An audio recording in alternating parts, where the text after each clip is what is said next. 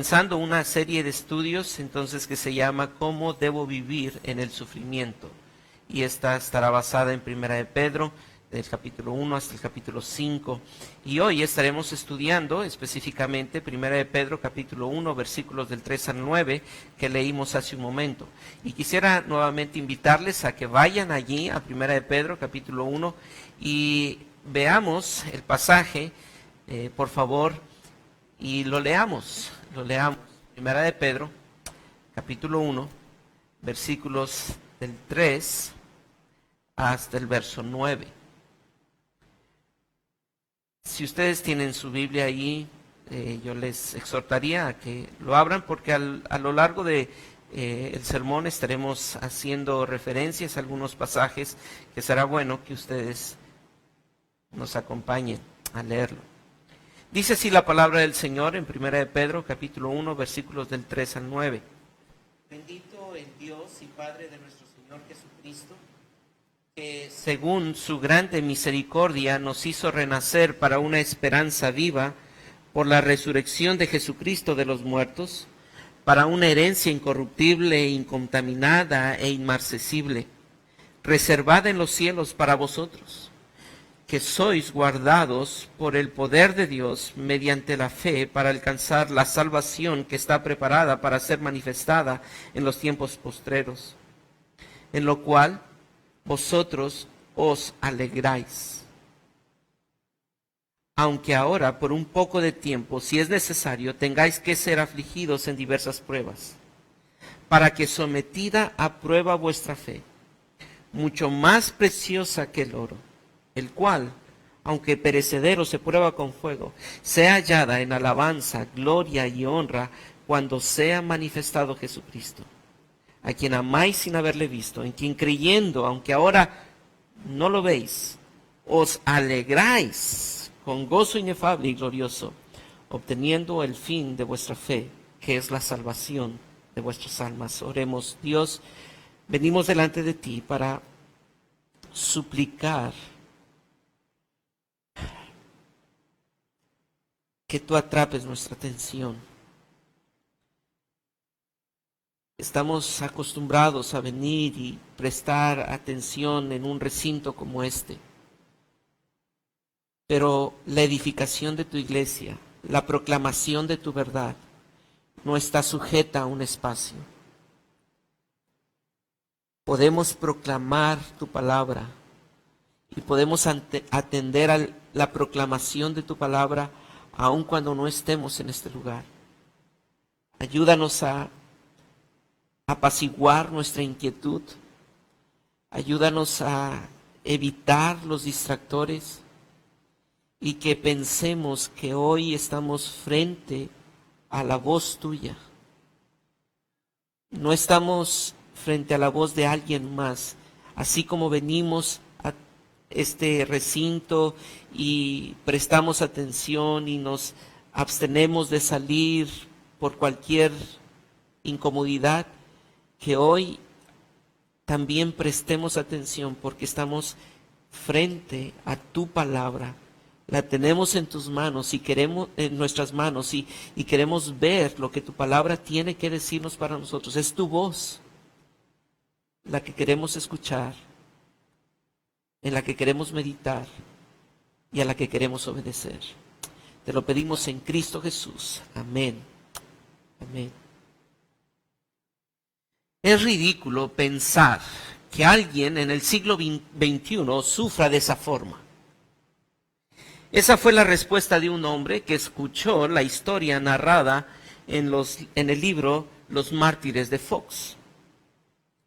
Y es que al vivir en una época de tanta comodidad, se nos hace tan distante el sufrimiento. La verdad es que cuando vemos el sufrimiento como los que enfrentaron aquellos cristianos del primer siglo, que por ser cristianos la tasa de mortalidad era casi del 100%. Si tú eras cristiano y profesabas ser cristiano, estabas firmando tu carta de muerte, estabas firmando tu acta de defunción. Así que en esta época donde usted y yo vivimos, la verdad es que vemos tan distante ese sufrimiento y por eso suele ser interpretado como algo ridículo. Pero a pesar de que vivimos en el siglo XXI, ustedes y yo como creyentes tenemos que recordar que el sufrimiento va a venir. El sufrimiento vendrá. Eso es algo inevitable para todos los que vivimos en este mundo imperfecto y particularmente para todos aquellos que profesamos fe en Cristo, en este mundo caído.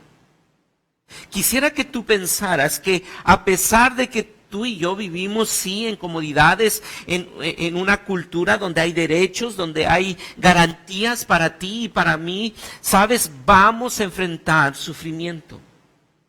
Y surge la pregunta, ¿cómo vas a responder tú cuando venga el sufrimiento? Responder al sufrimiento como la Biblia lo manda es bastante complicado incluso pensarlo, porque la Biblia nos manda que nosotros tenemos que enfrentar el sufrimiento con gozo. Y enfrentar el sufrimiento con gozo es contra toda intuición. Parece descabellado que tú en medio del sufrimiento tengas gozo. Sin embargo, el gozo en medio del sufrimiento es un tema constante que nosotros encontramos a lo largo del Nuevo Testamento. Usted lo ve en Mateo capítulo 5, versículo 12, Colosenses 1:10, 1 Tesalonicenses 1:6, Santiago 1:2. ¿Y qué podría ser el elemento que produzca gozo en medio del sufrimiento? ¿Cuál podría ser el motor para aquellos que estaban en el primer siglo gozosamente sufriendo por Cristo? ¿Y cuál podría ser el motor que tú tengas en medio del sufrimiento que Dios haya previsto para ti o en este momento? ¿Cuál es el motor? Y Pedro, nos va a guiar a través de esta carta para darnos cuenta que en medio del sufrimiento nosotros tenemos un motor que nos lleva a tener gozo. Aunque pareciera ser ridículo, el sufrimiento nos recuerda la maldad que hay en este mundo. Y por sí mismo el sufrimiento no va a producir gozo, pero tendremos en mente un objetivo, un motor que va a llevarnos a soportar fielmente el sufrimiento. Fielmente el sufrimiento. Porque el sufrimiento tiene un propósito en las manos de aquel que es nuestro motor. Y es fortalecer y purificar nuestra fe. Hermanos, vivimos en un mundo donde el ser humano teme al sufrimiento, porque le teme a la muerte. Y el temor le lleva a la parálisis, a la desesperanza y a la agonía. El sufrimiento para el mundo en el que vivimos es algo al que debe de huir. Y cuando llega, produce parálisis y desesperanza y agonía.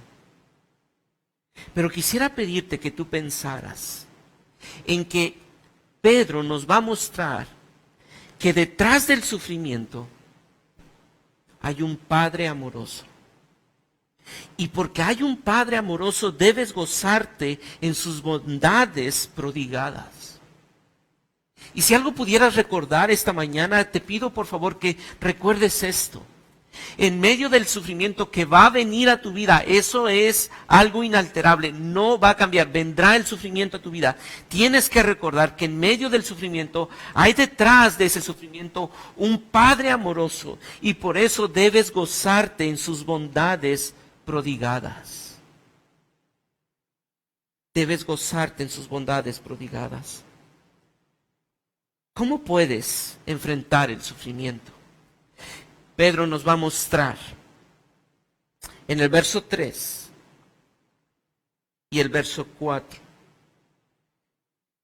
cómo este Padre que está detrás del sufrimiento nos ha mostrado sus bondades.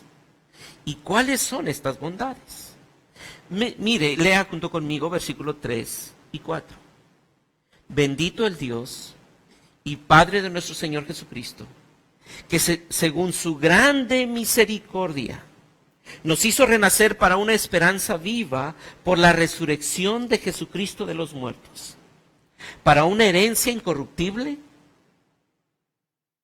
incontaminada e inmarcesible, reservada en los cielos para vosotros.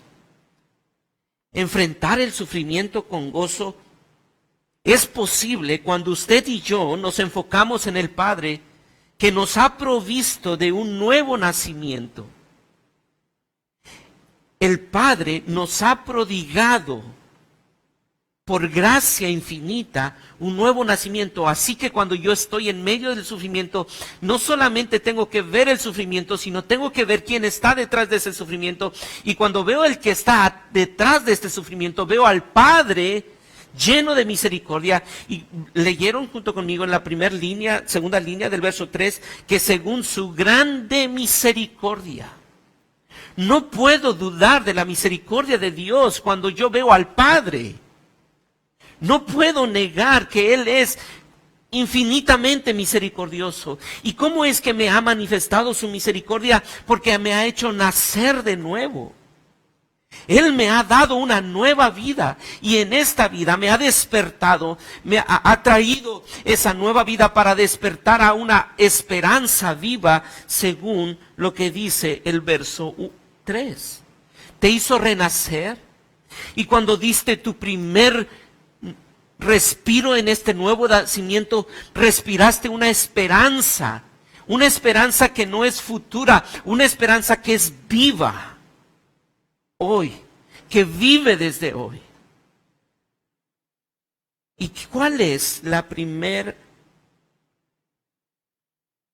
bendición prodigada de parte del Padre? Un nuevo nacimiento y una esperanza. El nuevo nacimiento que encontramos en el verso 3 es la obra del Espíritu Santo. Ustedes recordarán en Juan capítulo 3, cuando el Señor Jesucristo se encuentra con Nicodemo, y Nicodemo le dice, ¿cómo puedo nacer de nuevo? Y el Señor Jesucristo le dice, es que no puedes tú nacer de nuevo. Esto es solamente la obra del Espíritu. Le sucede a la persona no por su propio esfuerzo, sino cuando se entrega todo el control al Espíritu. Y cree que Jesús es Señor y Salvador.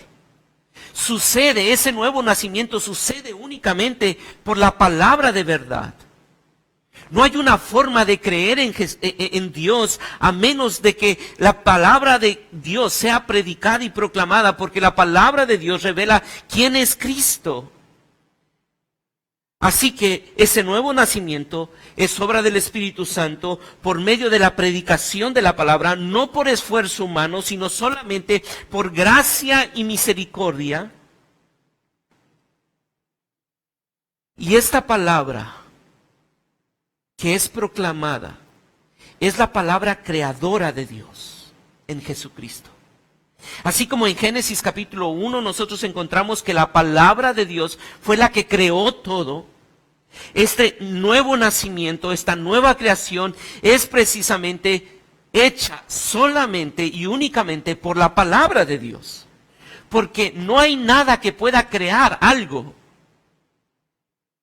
Solamente la palabra de Dios crea. La persona nace de nuevo por medio del Espíritu Santo, que trae la verdad de su palabra a la vida del hombre, y el hombre, por gracia de Dios, ve la belleza. Así que cuando tú estás en medio del sufrimiento, tienes que ver que ahora por gracia de Dios, tienes un nuevo nacimiento, pero también tienes una esperanza viva. La segunda parte del verso 3 nos dice que nos hizo renacer para una esperanza viva. Y es que en el mundo en el que fue escrito esta carta, no había esperanza. La vida era sin sentido, sin propósito. Uno de los grandes filósofos antiguos que existieron antes del Señor Jesucristo, Sófocles, un filósofo que era etiquetado como un hombre fatalista, dijo lo siguiente: no nacer absolutamente es la mejor fortuna. Lo segundo mejor es, tan pronto como naces, regresa rápidamente allá de donde tú veniste.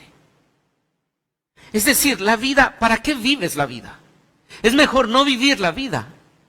Y si tienes que vivir la vida, pues regresa pronto a de donde has venido. La esperanza en un mundo caído ha sido quebrantada. No hay esperanza. Todo lo que promete esperanza es quebrantado. Pero el creyente en un mundo sin esperanza ha recibido un nuevo nacimiento, no de simiente corruptible, sino de una simiente incorruptible. Y por esa razón tiene en sí mismo algo que le da esperanza. Y Colosenses, Pablo le escribe a la iglesia de Colosenses para decirle qué es lo que ahora tiene el creyente. Y el creyente tiene ahora una esperanza porque Cristo está en él y él está en Cristo. El cristiano tiene para siempre a Jesucristo, que ha conquistado la muerte y por lo tanto no hay nada que le deba tener miedo, porque ahora tiene una esperanza viva, viva. Y por eso le escribe Pablo a los hermanos de Tesalónica diciendo: hermanos, sorbida es la muerte en victoria. ¿Dónde está, oh muerte, tu aguijón? ¿Dónde, oh sepulcro, tu victoria? Ya no hay temor. Y por eso cuando usted y yo enfrentamos el sufrimiento, tenemos que ver que detrás del sufrimiento hay un Padre amoroso que ha prodigado un nuevo nacimiento y ha prodigado una nueva esperanza. Y una segunda bendición que Dios nos ha prodigado lo encontramos en el verso 4. Para una herencia incorruptible, incontaminada e inmarcesible, reservada en los cielos para vosotros. La herencia incorruptible es algo que Dios nos ha otorgado y una salvación gloriosa. El cristiano ha recibido una herencia. Y esta herencia es una palabra que es utilizada continuamente, o es una expresión que es utilizada continuamente desde el Antiguo Testamento. Y en el Antiguo Testamento nosotros encontramos que se había prometido una herencia al pueblo judío, aquella tierra prometida que era Canaán, pero ahora a nosotros también se nos promete una herencia. ¿Y qué quiere decir que Dios nos esté dando una herencia? La verdad es que no es algo futuro. La verdad es que la herencia que Dios nos ha dado ya es una posesión adquirida. Es una posesión segura. Para los judíos era algo que iban a alcanzar, pero para usted y para mí la herencia es algo que ya tenemos. Y esta herencia es algo mucho más grande que cualquier herencia terrenal. Cualquier herencia terrenal. Porque esta herencia, la herencia que los judíos recibieron, tenía características terrenales. Ahora mismo la tierra que ellos tienen no es esa tierra que ellos anhelaban. La herencia que ellos recibieron fue corrompida y se marchitó. Pero ahora la herencia que ustedes y yo tenemos como creyentes, que por gracia de Dios nos ha dado, es una herencia imperecedera. Imperecedera. No se destruye, No hay nada que pueda destruir, no hay virus que lo pueda maltratar. Es una herencia que Dios te ha dado a ti por gracia infinita. El cristiano posee una paz y un gozo que ningún ejército o virus invasor puede asolar ni destruir. Porque es una herencia, mire cómo lo dice, incorruptible, incontaminada, inmarcesible. Es imperecedera, no va a perecer, pero también es incorruptible. Incorruptible. Cuando nos referimos a corruptible, es una palabra que se utiliza para decir que no es contaminada. Y cuando algo es corruptible, es algo que se puede contaminar, pero específicamente esta palabra, contaminar con impureza impía. Y lo que Pedro tenía en mente cuando dice que nuestra herencia es incorruptible, porque no se puede contaminar con impureza impía, es porque aquella herencia que habían recibido los judíos fue corrompida con impureza impía. De hecho, los profetas profetizaron de esto y hablaron de esto, de cómo aquella herencia, aún lo santo que ellos tenían como su templo y el lugar de adoración santísimo, fue corrompida por la impureza impía. La tierra prometida fue contaminada. Pero ¿sabes? El cristiano ahora tiene una pureza que no puede ser infectada por nada. No puede corromperse con nada porque no está protegida por un ser humano, está protegida por el poder de Dios, como lo veremos en el versículo 5. El cristiano tiene una pureza que no puede infectar el pecado del mundo. No lo puede corromper. Pero no solamente es una herencia incorruptible, incontaminada, es inmarcesible. Inmarcesible. La tierra prometida, y esto lo estoy usando como ilustración para que ustedes puedan contrastar y podamos contrastar y traernos luz a estas verdades de esta esperanza que Dios nos ha dado. La herencia que recibieron los judíos en la tierra prometida se marchita. Ya no era la misma tierra. Ya no era aquella tierra próspera y aún ya no es esa tierra próspera. Se marchitó. Pero el cristiano ha sido elevado a un mundo en el que no hay cambio y no hay caducidad. Usted y yo tenemos, por gracia de Dios, un Padre que nos ha dado y prodigado una herencia que no tiene fecha de caducidad y no tiene fecha de cambio. Permanecerá eternamente. Donde el gozo es duradero, donde la paz es eterna, donde está la paz y el gozo fuera del alcance de las circunstancias y de la falacia de la vida, de lo vano de la vida. Es allí cuando usted puede ver que el Padre amoroso le ha prodigado una salvación, una herencia, una esperanza y un nuevo nacimiento. Mi querida iglesia, déjeme aplicar esto. Estoy seguro que esta semana tu mente ha volado a los escenarios más caóticos. Has pensado, ¿qué va a pasar si la empresa tiene que cerrar? Has pensado, ¿qué pasará si me despiden de mi trabajo? Has pensado, ¿qué pasará si me enfermo y no tengo con qué pagar los gastos médicos? Pero quizá tú ahora mismo estás pensando y pasando por problemas diferentes. Quizá tú ahora mismo no estás preocupado por el coronavirus. Quizá ahora mismo estás pasando por problemas familiares y tu esperanza se ha quebrantado. porque habías puesto tu confianza en tus hijos, en tu cónyuge, en tus finanzas familiares. Pero déjame decirte algo, mi querida iglesia y hermano que estás allí, hermana que estás sentado, hijo que estás allí. La verdad de la palabra de nuestro Dios te dice que tu heredad es Dios mismo.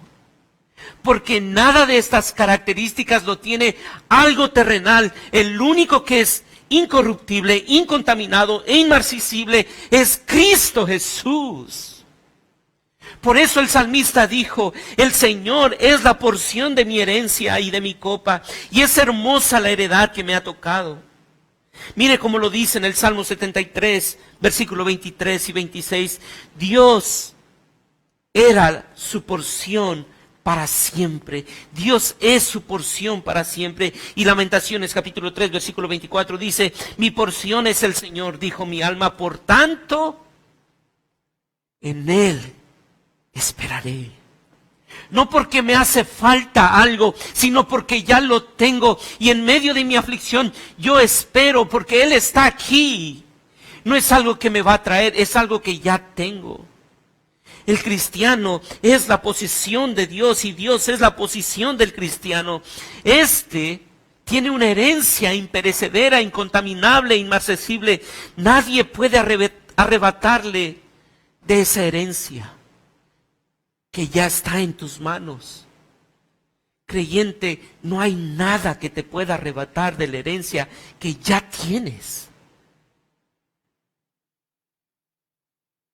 Y eso es lo que te puede sostener con gozo en medio del sufrimiento. Ver que detrás de la cortina del sufrimiento hay un Padre amoroso que te ha prodigado misericordia abundante al hacerte nacer de nuevo, al darte una esperanza y al darte una herencia incorruptible y una salvación. Pero mire el verso 5. Que sois guardados por el poder de Dios mediante la fe, para alcanzar la salvación que está preparada para ser manifestada en el tiempo postrero. Dios, el Padre, nos ha hecho nacer de nuevo y Él nos ha dado una esperanza. Y recuerdan qué es lo que con lo que nos hizo nacer de nuevo por medio de su Espíritu Santo, por la palabra. Y eso es lo que ha producido en nosotros fe. Por lo tanto, Dios, quien ha provisto todo y un nuevo nacimiento, nos ha provisto de fe mediante su poder. Y si hay algo que te va a proteger a ti, es el poder de Dios que te ha dado. Ese mismo poder te ha dado fe. Fe para creer. Fe para creer. Y lo que va a hacer el Señor, el Padre, es que va a prodigarnos no solamente ese nuevo nacimiento, sino que va a prodigarnos, el segundo punto es un Padre que nos prodiga pruebas purificadoras.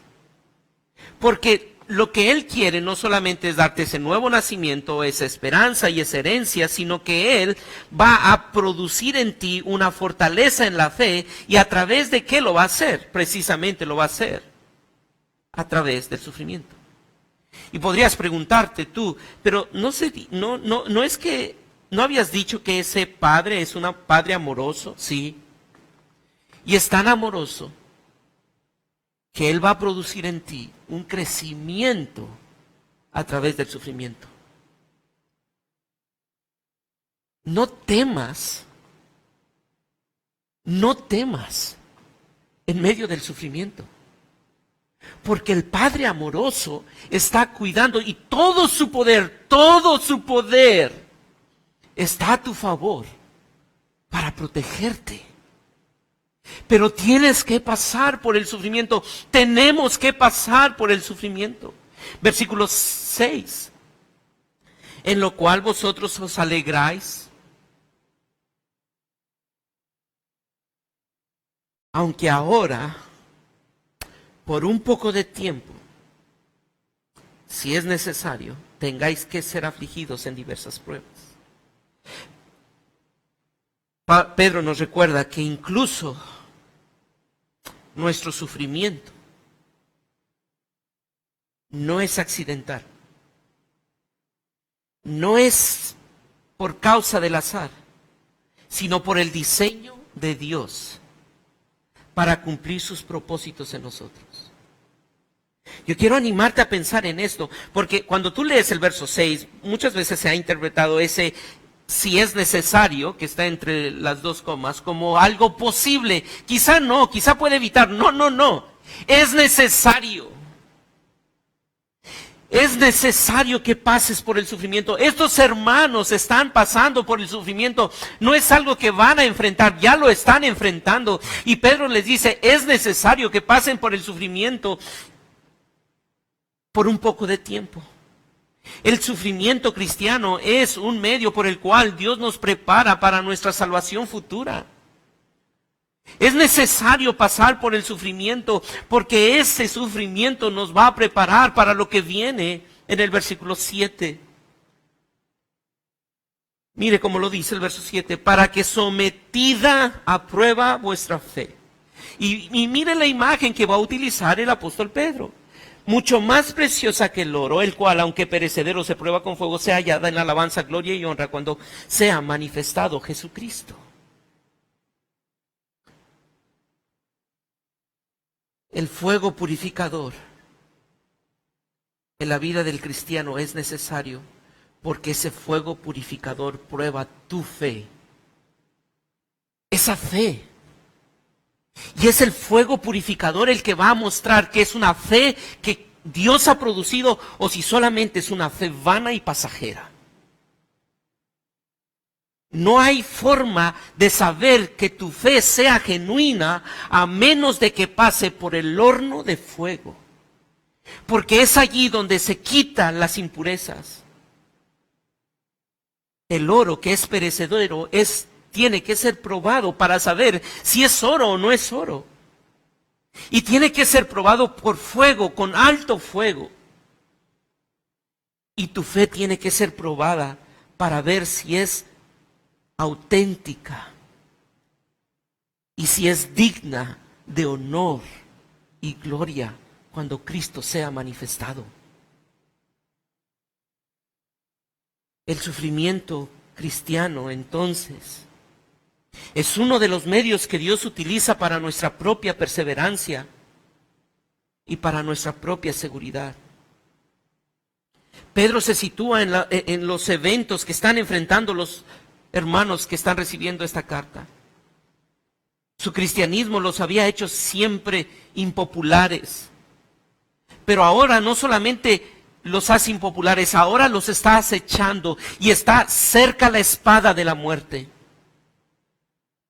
Pronto se desataría una persecución y una tormenta que agobiaría y mataría y llevaría a la agonía a muchos de estos cristianos. Y saber quién está detrás de este sufrimiento y el por qué está permitiendo el sufrimiento traería paz. Saber lo que pasa en tu vida y saber por qué está pasando lo que está pasando en tu vida puede sostenerte. Y saber que tu sufrimiento lo está permitiendo un Padre amoroso te sostendrá aún cuando la prueba se intensifique.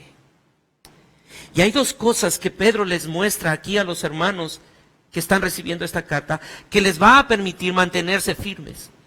La primera cosa, en medio del sufrimiento, que deben recordar que el Padre está permitiendo es que esta prueba que el Padre está permitiendo es temporal. Es temporal. No es eterna. Hay algo muy interesante en esto, porque mire, verso 6, en lo cual vosotros os alegráis, aunque ahora por un poco de tiempo, si es necesario, tengáis que ser afligidos. ¿Cómo termina? En diversas pruebas. Es temporal, pero también es diversa. Temporal y diversa. Y quisiera que pensaras en que las pruebas que tú estás sufriendo y que sufrirás no serán las mismas que las que enfrentaron los hermanos del primer siglo.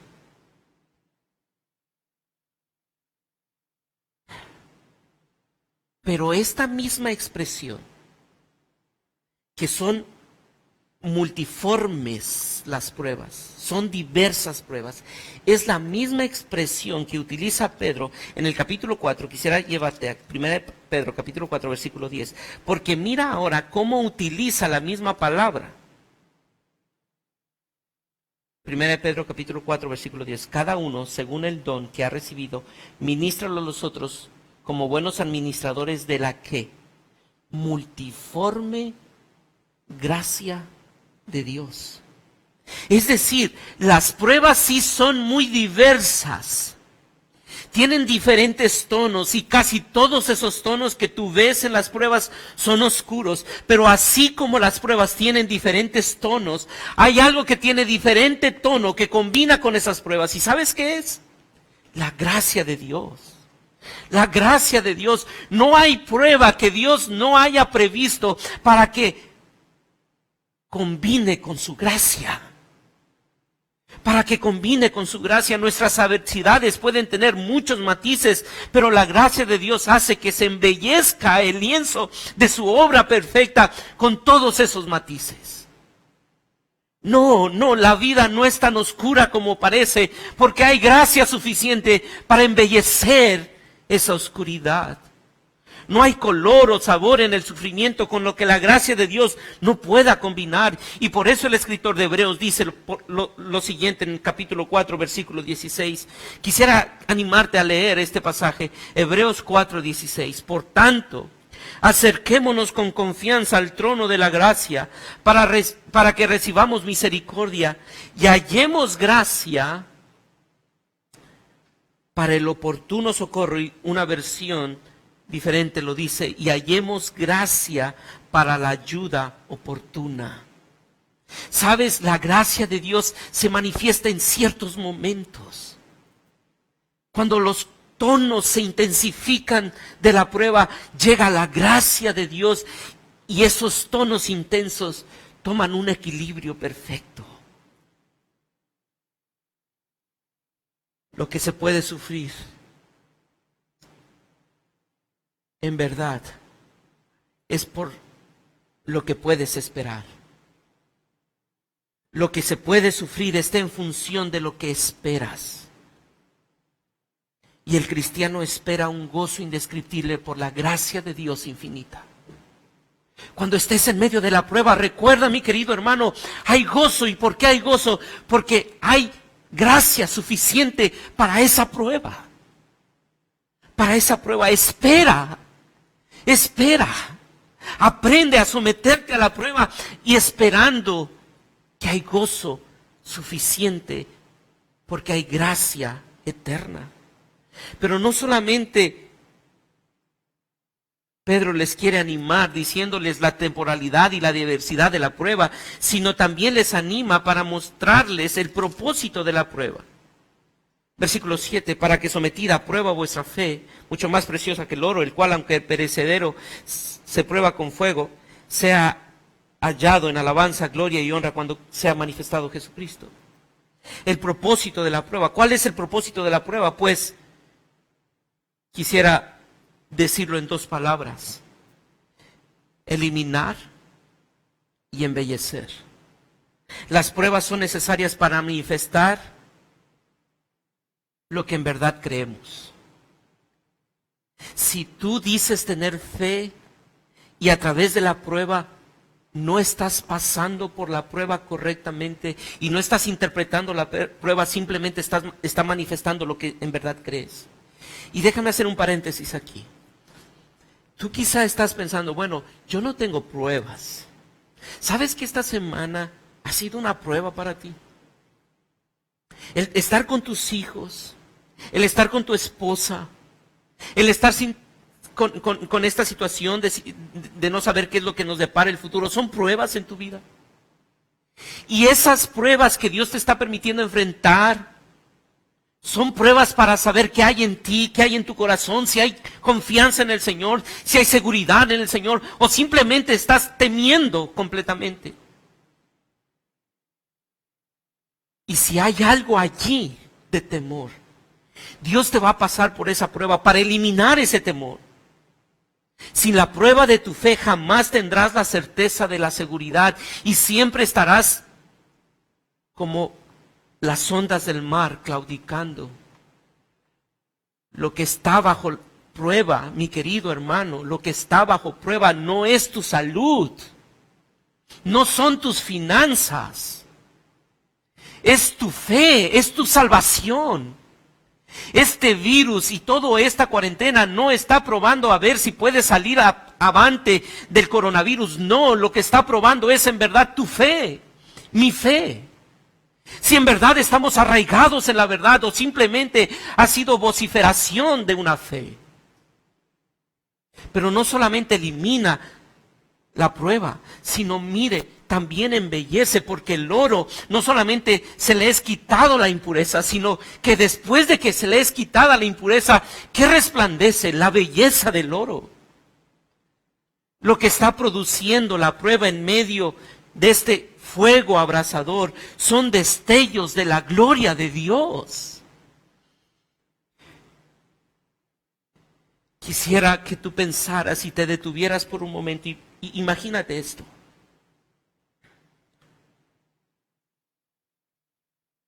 Mira a Cristo al lado del Padre. Mira a Cristo al lado del Padre, intercediendo por ti y por mí. Y mira cuánto gozo hay en su corazón cuando tú estás pasando por esta prueba.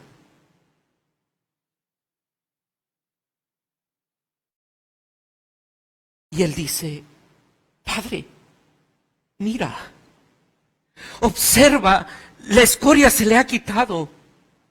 Mira, la imagen mía se está formando en Él.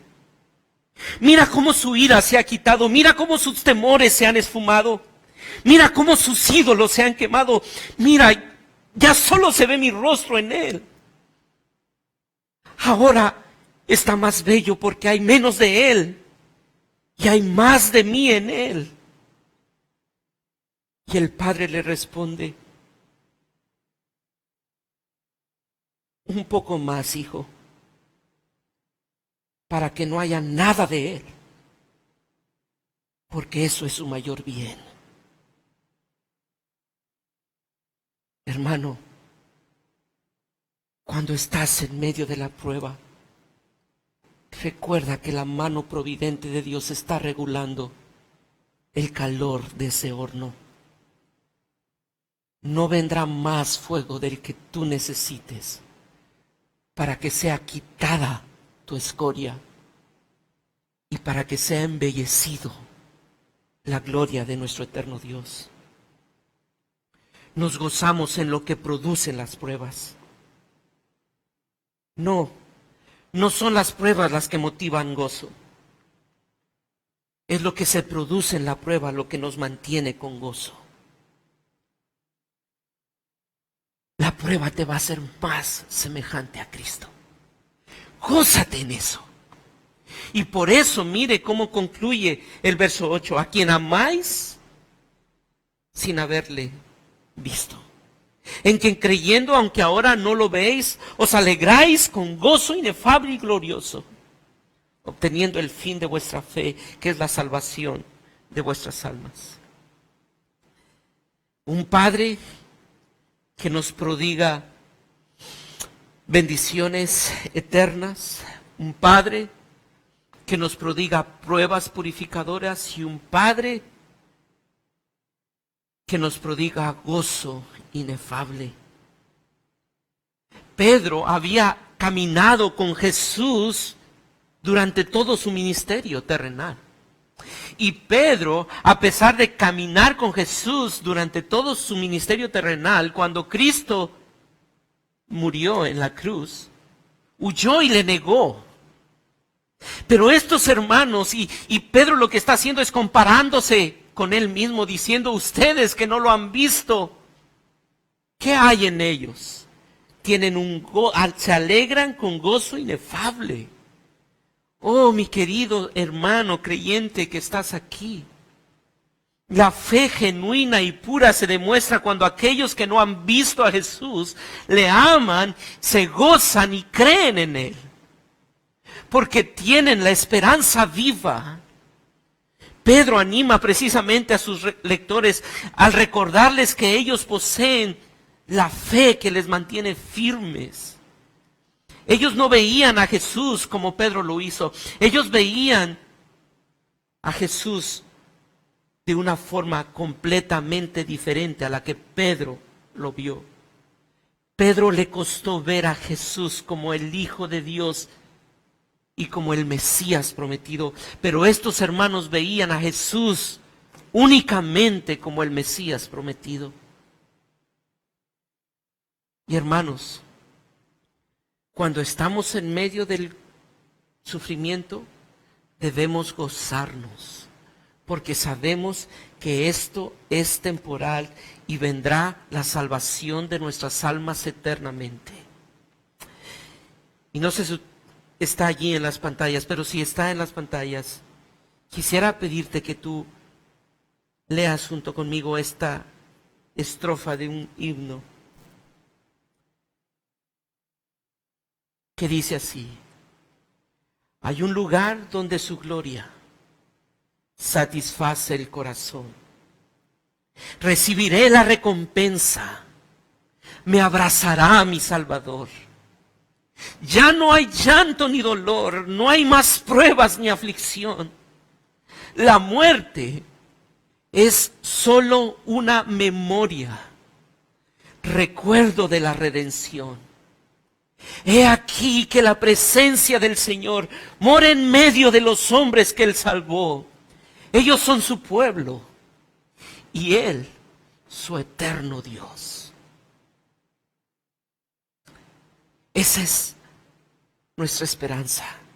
Eso es nuestro gozo. Y esto es lo que hizo que aquellos que eran ahogados por su propia sangre, cuando eran puestos en el Coliseo romano, o eran quemados por las llamas de fuego, podían ver y decir: la muerte es solo una memoria, recuerdo de la redención. ¿En qué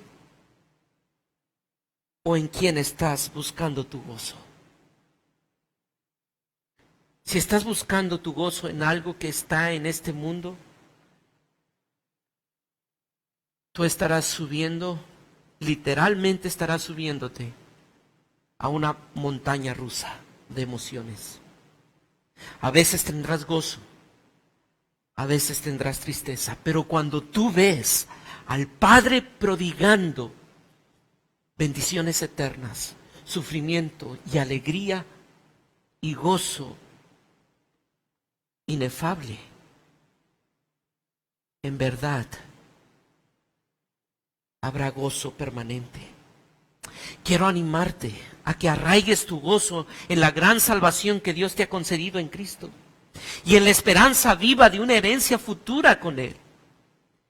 Este es un gozo que en ninguna circunstancia, pérdida, prueba, dolor o sufrimiento puede quitarte. El sufrimiento y dolor de la prueba no te ha quitado nada. Escucha esto: el sufrimiento y el dolor de la prueba no te ha quitado nada que necesites. Todo lo que te ha quitado esa prueba es escoria que te estorbaba, porque Cristo es lo que tú necesitas. ¿Qué aflicción estás experimentando? No debes ignorarlas, ni debes buscar minimizarlas. Pero tampoco debes perder la esperanza, ni ser abatido por ella. Si has confiado en Cristo, Dios está trabajando en tu vida. Y Él no está desperdiciando tu sufrimiento. Él lo está utilizando para tu beneficio y para su gloria. Quizá tú estás aquí escuchando el día de hoy y tú dices, ¿cuánto quisiera tener esa esperanza? ¿Cuánto quisiera tener ese nuevo nacimiento? Hoy yo te quiero animar a que creas que Jesús es lo que tú necesitas y Él es todo lo que necesitas. Él puede ser tu Señor y Él es tu Salvador.